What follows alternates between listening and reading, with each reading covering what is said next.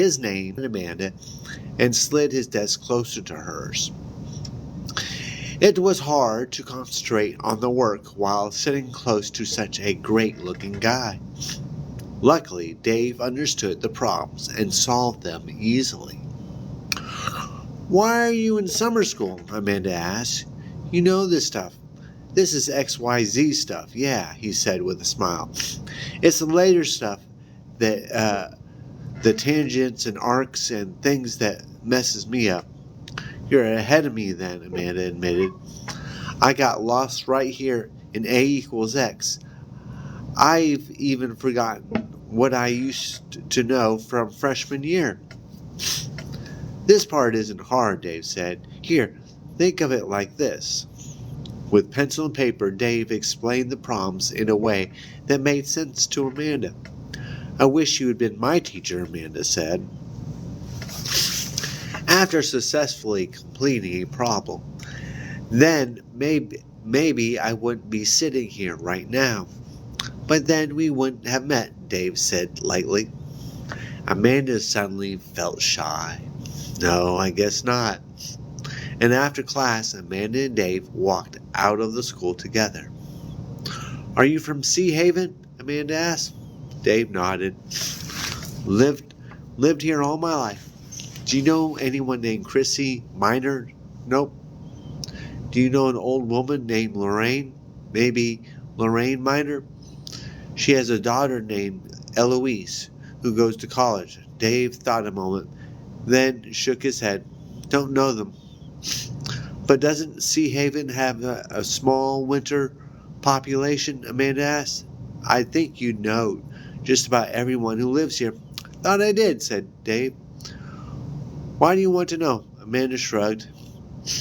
"I'm just being nosy, I guess. My parents hired a mother's helper, Chrissy Minor, and I was curious about her." "Don't know her," said Dave. "Maybe she just moved here or something." "Maybe," Amanda agreed doubtfully. "Is this nice?" Dave asked. Amanda didn't really know what to say. "Yeah, she's okay, but, well, I don't know. This is going to sound really dumb. Oh my. So what do you think? What do you think of her? Is she evil? I think she's evil. Who knows? "Go ahead," Dave urged, smiling. "I major in dumb." "Well," said Amanda reluctantly, "I don't trust her, because my cat hates her." "Is that stupid or what?" "Pretty stupid," Dave agreed. He laughed. No, wait. I'm only kidding. I mean, I think animals are really good judges of character. They sense stuff and don't have to be polite when they do." "Do you really think so?" Amanda asked. "Yeah," Dave said as they walked. "I had this dog once. He always growled at this one kid I knew from school. It turned out that the kid was a klepto, always stealing stuff. And after he swiped my favorite video game, I listened to the dog." "Tell that to my parents," Amanda said. "They think Chrissy is Miss Perfect." Amanda reached her bike. She climbed on and said goodbye. "See you tomorrow."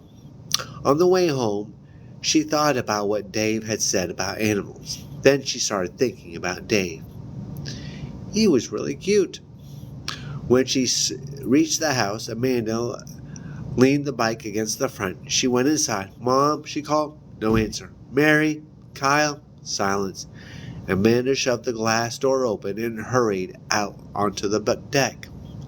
She looked down at the pool. Her heart slammed into her throat. "Mary!"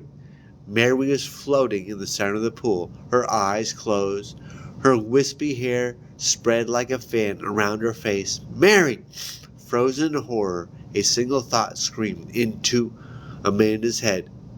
"Mary can't swim!" Oh my goodness. Now we're about to start chapter 5. Jinxed. Now, the full version of this video will end up on YouTube on my channel, so you can check it out.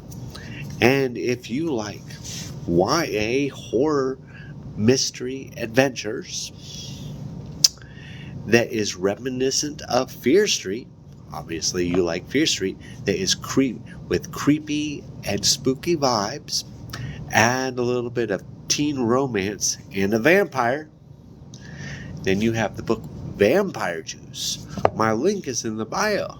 Yes, it is. All right, chapter 5. Jinxed. Mary, no! Had the scream really come from Amanda? Her feet pumped hard. Amanda raced down the deck stairs to the pool. Mary, Mary, please, Mary. She dove in, fully clothed, thrashing wildly. She swam to her sister. When she was halfway there, Amanda sensed something under the water, a moving shape. Huh? What was down there? With a surge and a splash, the thing blocked her path, rolled up in front of her. Oh! Forgetting that she was underwater, Amanda cried out in fear. Choking, squattering, she quickly realized she was face to face with Chrissy. It was Chrissy under the water with her. What's going on? Amanda demanded, breathless as soon as she surfaced. You tell me, Chrissy shot back. You're the one in the pool with all your clothes on. Brushing water from her eyes, Amanda saw that Mary was hanging on Chrissy's arm. I was floating, Mary said proudly. Huh? Amanda cried, not recovered from her shock. Her heart still raced in her chest. She struggled to slow her breathing. I was teaching her to float, Chrissy explained. I was under the water, holding her up, when you dove in like a lunatic. At that moment, Mrs. Coughlin came running out to the pool with Kyle close behind him. What's going on? She cried. What's all the shouting? Mrs. Coughlin stared at Amanda and then at Chrissy. Oh, no problem, Mom, Amanda said. Really? Mrs. Coughlin frowned as Amanda dragged herself out of the water, her shorts and t-shirt soaked. Amanda could. Chrissy was teaching her, and this guy I met in school, he never heard of her, and he's from around here. Chrissy doesn't live in Sea Haven. She said and he's from around here. Chrissy doesn't live in Sea Haven. She said she lives with her aunt outside of town, Mrs. Coughlin reminded Amanda. Maybe you should check out the address she gave you. See if it exists, Amanda suggested. I'm not going to spy on her, Mrs. Coughlin said. Did you check out her references yet? I keep calling, but the one line is always busy, and the other doesn't answer, Amanda's mother replied. Don't you think that's weird? Amanda asked. No, the mother replied. One family probably has one or more teenagers who monopolize the phone, and the other is always on vacation. I don't find it strange at all. I'll get through eventually, and when I do, I'm confident that people will tell me good things about Chrissy. I think she's delightful. Do you know she has a sister in a coma? Said Amanda. She told me her sister was evil. That's not what she told me, said Mrs. Coughlin. She's very upset and worried about her sister. We should be kind to Chrissy. She's been through a hard time. She told me her parents were killed in a car accident. Her sister was the only family she had, and now she is in a coma. Then why did she tell me Lilith was evil? Amanda insisted. Amanda, are you sure that's what she said? Positive. And she said it in a really creepy way, too. Mrs. Coughlin shook her head wearily. I think your imagination is playing tricks on you. After ruffling Amanda's way, I think your imagination is playing tricks on you. After ruffling Amanda's wet hair, Mrs. Coughlin made her way back into the house. Amanda leaned against the dock railing. Down in the pool, Chrissy was throwing a colorful beach ball with Kyle and Mary, the picture of happy summer fun. Up in her room, Amanda peeled off her sticky, wet clothes. Mr. Jinks settled on the patchwork quilt of her twin bed. Amanda scratched behind her ears. I wish you could talk, Jinks, she said quietly. I need you to tell me why Chrissy makes you so stressed. I need to understand. Almost as if he understood her words, Mr. Jinks pressed his head into Amanda's hand and rubbed. I love you too, Jinxie, Amanda said with a smile. She pulled on tan shorts and a red and black Pearl Jam. I remember Pearl Jam t-shirt. Then she headed for the kitchen to get a snack. Mr. Jinks trailed behind.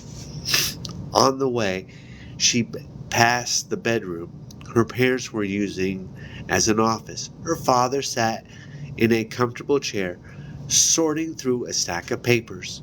His long legs were sprawled in front of him. He was so intent on his work, he didn't even look up. Mrs. Coughlin had placed her laptop on a small desk in the corner of the room. She sensed Amanda's presence and turned around, smiling quickly before returning to work. When Amanda and Mr. Jinks passed the front door, the cat rubbed up against him. Sure, I'll let you out, Amanda replied to utter terror and disbelief. It's all right, Chrissy, shrill cry burnt over the chant. They're all right. Amanda gaped, trembling, gasping for air. Chrissy, Kyle, and Mary had dived to the ground. Now they started to pull themselves up, clinging to Chrissy, ashen and shaking. Thank goodness, Mrs. Coughlin sobbed. Thank goodness you were here to save them, Chrissy. Kneeling down to them, she hugged her children tightly. Mommy, Mommy, Mommy, Mary cried, throwing herself around her mother's neck. Amanda turned to the silver car. A young man with short blonde hair climbed out slowly from the driver's side. Are you all right? He asked, dazed in a quivering voice. What happened? Chrissy demanded angrily. I don't know, the man stammered, shrugging. Honestly, it was the weirdest thing. He gazed at his car. It was smashed into the passenger side of the Coughlin's station wagon. My car, it just started to pick up speed. The man continued shakily. I couldn't steer it. The brakes, I pushed down hard, but they wouldn't work. Ooh, sounds strange. What is going to happen? Oh my goodness. Have you been drinking? Mr. Coughlin asked suspiciously. If you have, I swear I'll... No, the man protested. Amanda knelt and gently slid Mr. Jinx's lifeless, bleeding body out from under the car. Someone was hurt, she said softly. Glancing up, Amanda caught Chrissy's eye. She was positive she saw a smile on the girl's lips. No, Amanda thought. No, Chrissy isn't smiling. She isn't. The smile, if it had been a smile, faded in an instant. Amanda picked up the cat and climbed to her feet. You're glad he's dead, she murmured barely to Chrissy. Amanda, please, said Mrs. Coughlin. We're all upset about Mr. Jinks, but don't take it out on Chrissy. I feel so terrible about your cat, said the man, shaking his head. I didn't see him. Amanda opened her mouth to speak, but her voice choked as tears slid down her cheeks. Kyle stood beside her and patted Mr. Jinx's lifeless head. Poor guy, he said sorrowfully. Still carrying the dead cat, Amanda walked around the house. Still carrying the dead cat, Amanda walked around the house toward the woods. She grabbed a spade, then was leaning against the shed. Wait for me, called Kyle, who had come against the shed. Wait for me, called Kyle, who had come to her. Wasn't that weird how the car just shot up onto the lawn like that? Amanda asked. Wasn't that weird how the car just shot up onto the lawn like that? Amanda asked, patting down the dirt. Kyle shrugged. I was so scared, he kept and tried to concentrate on her algebra. Gotten about her. Was Chrissy taking her place? Unable to concentrate, Amanda shut her algebra book.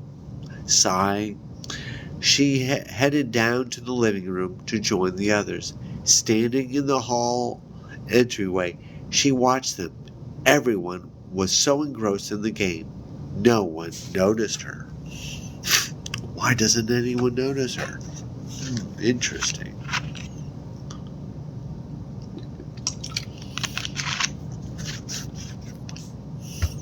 Chrissy stood in the middle of the circle.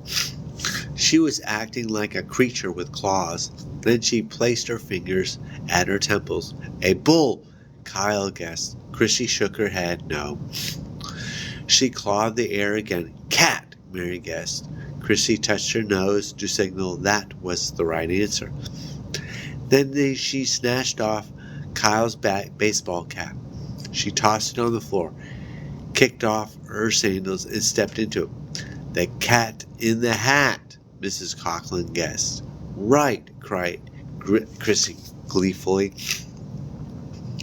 The cat in the grave, you mean, Amanda thought bitterly. She turned and hurried back up to her room. With a sigh, she flopped onto her bed. What a day! She suddenly felt exhausted. When the silvery gray twilight spilled into her window, Amanda drifted into a troubled sleep. Her dreams were garbled of images and voices. At one point she dreamed Mr. Jinx was drowning in the pool. She jumped up to save him, but a giant octopus swam up from the bottom of the pool, wrapping her wrapping her in his huge tentacles. Frantically, Amanda struggled to wiggle free. No use. Like a swimmer caught in a riptide, she felt powerless to escape a force greater than herself. To her horror, she saw the bottom of the pool open up into vast blackness. As if heading for home, the huge octopus plunged down into the black hole, carrying the struggling Amanda down, down, down, into the endless blackness. Amanda awoke and sat up, confused. I'm still dressed, she thought. When did I fall asleep? She stared into the darkness. What was that red glow? It was the dial of her digital clock. Slowly her